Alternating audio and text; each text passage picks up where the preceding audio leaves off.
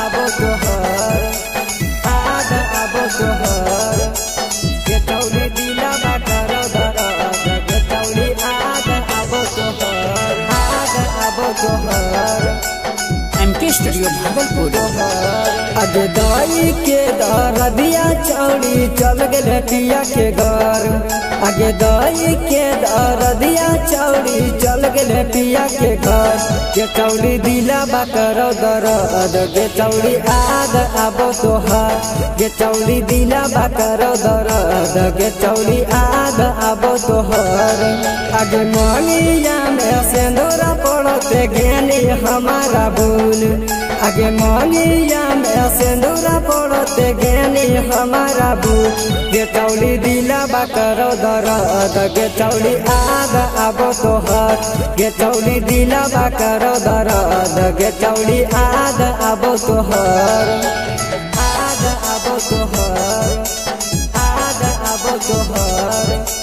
के चौड़ी दिलवा करो दरद के चौड़ी आद आबो तोहर आद आबो तोहर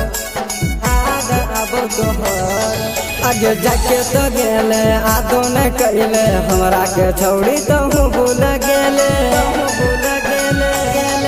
आगे जाके तो गेले आदो न कैले हमरा के छौड़ी तो भूल गेले आगे तोरे याद में चौड़ी हमर अखिया से गिरौ नूर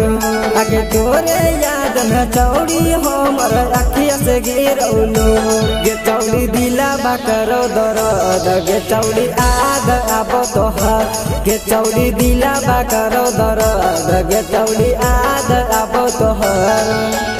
आद आबो तोहर आद आबो तोहर गे चौड़ी दिलवा करो दरद गे चौड़ी आद आबो तोहर आद आबो तोहर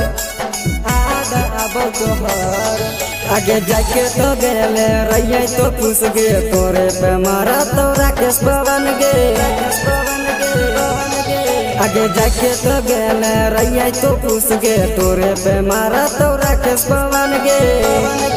आगे तोरे याद में चौड़ी हमर दिलवा रोबयो हो आगे तोरे याद में चौड़ी हमर दिलवा रोबयो हो